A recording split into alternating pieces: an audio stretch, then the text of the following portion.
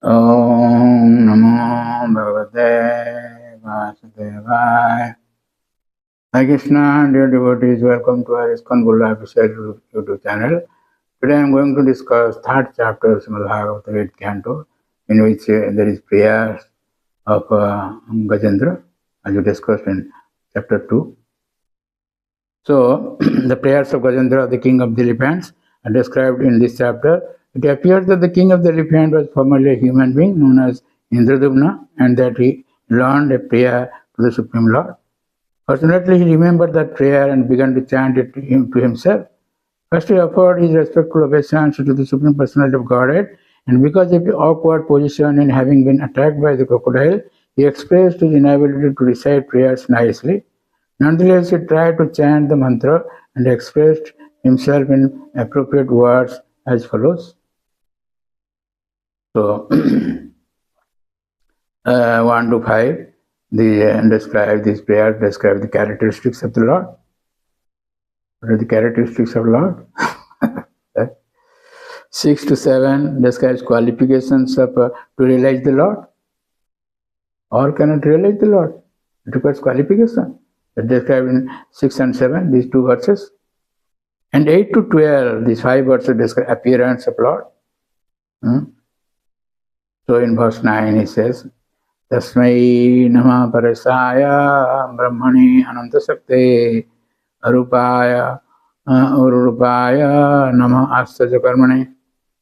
That means he has immense potency and in various forms, all free from material contamination.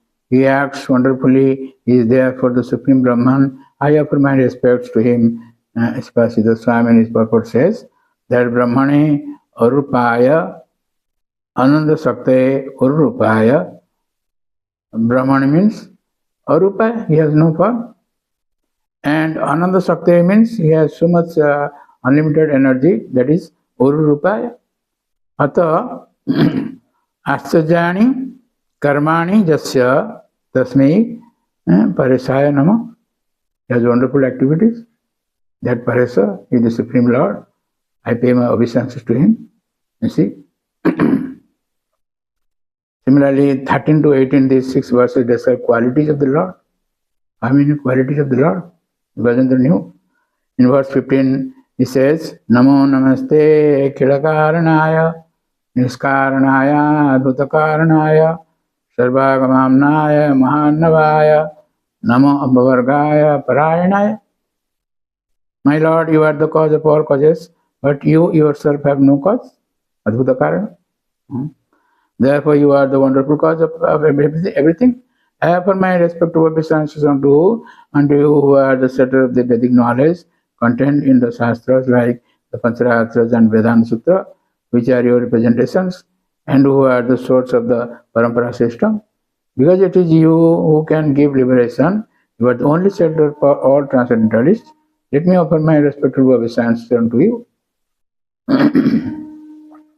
In the purport, Srila Prabhupada Maharaj says, the Supreme Personality of Godhead is described herein as the wonderful cause. He is wonderful in the sense that although there may be unlimited emanations from the Supreme Personality of Godhead, Janmadhyasya Jatha, he always remains complete. Purnasya Purnamadaya Purnameva Vashyate. That's why he is wonderful.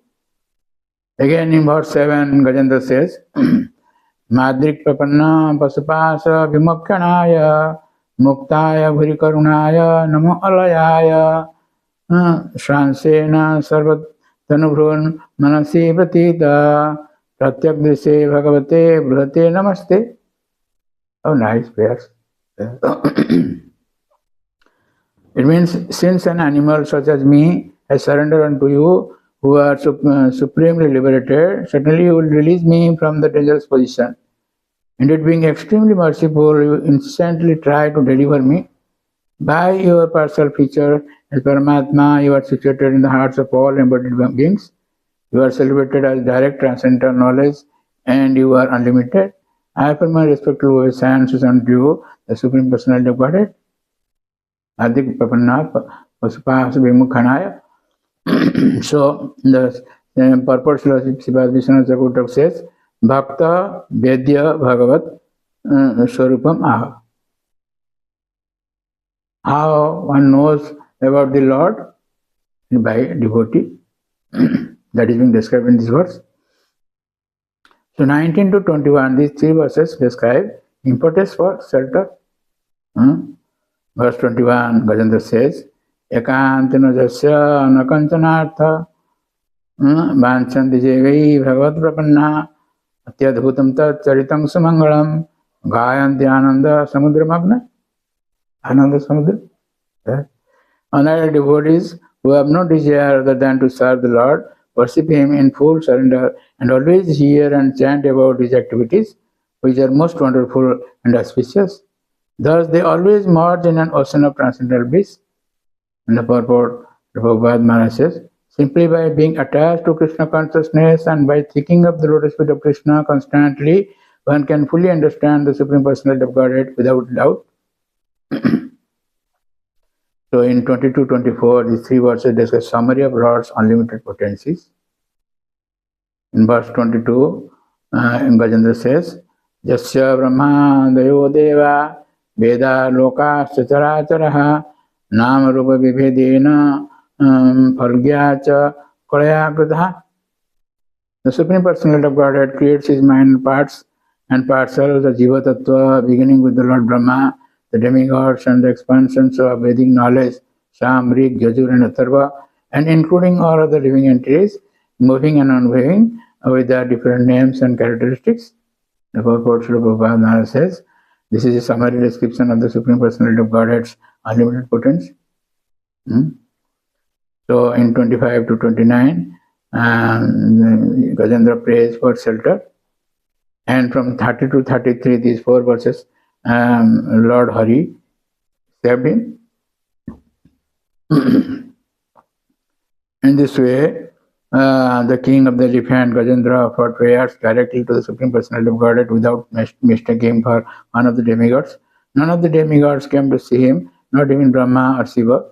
Rather, the Supreme Personality of Godhead, Narayana, seated on Garuda, personally appeared before him. Described in verse 32. Swanta Sarasyorvarena Gruhitarto Dushtva Garatmating Harinka Upad Sakram Utkipya Sambujakara Giramaho Pachat Narayan Khidaguru Bhagavan Namaste. 1,000 years of struggle, and the Lord came. He has no strength to speak. With very difficulty spoke this Narayan Khidaguru Bhagavan Namaste. Gajendra had been forcefully captured by the crocodile in the water and was feeling acute pain. But when he saw that Narayana, wielding his disc, was coming in the sky on the back of Garuda, he immediately took a lotus flower in his trunk, and with great difficulty, due to his painful condition, he uttered the following words: Narayana Kira Guru Bhagavan Namaste. O my Lord Narayana, O Master of the Universe, O Supreme Personality of Godhead, I offer my respectful obeisances unto you. In the purport, Srila Prabhupada Maharaj said, a devotee doesn't consider dangerous position to be dangerous. For in such a dangerous position, he can fervently pray to the Lord in great ecstasy. The devotee regards danger as a good opportunity. Antatyanugambam susamikhyamano. That is described by Brahma and Bhagavatam, 10th canto, 14th chapter. This is where Lord says, special mercy, Tatyanugambam. If we deliberate on it, why this happened? That is Lord's mercy. Susamikhyama. In this way, Gajendra analyzed, and Lord, he saw the Lord coming from up, and he saw his disc is moving, rolling, like that. So he had the belief that the Lord will save him, rescue him. So he, with his trunk, he plucked a flower, lotus flower. The Lord says in one Ekavachana, Patrang Puspam Phalang Toyam Jami Bhakta Prachati. In that is what you call in singular form, Ekavachana, Patrang, one leaf, Puspam, one flower, and Phalang also one fruit. In this way, the Lord said, and Gajendra offered only one flower, that is lotus flower, Puspam. The Lord came and delivered it. And we will see the next chapter, that is chapter 4, this is how the Lord protected him, rescued him. And also this crocodile was also saved. Though the Lord killed it, but he got his previous body. It will be described in the next chapter. Thank you very much for listening to this lecture. And please don't forget to subscribe, share, and like our channel and get the blessings of the Lord. Hare Krishna.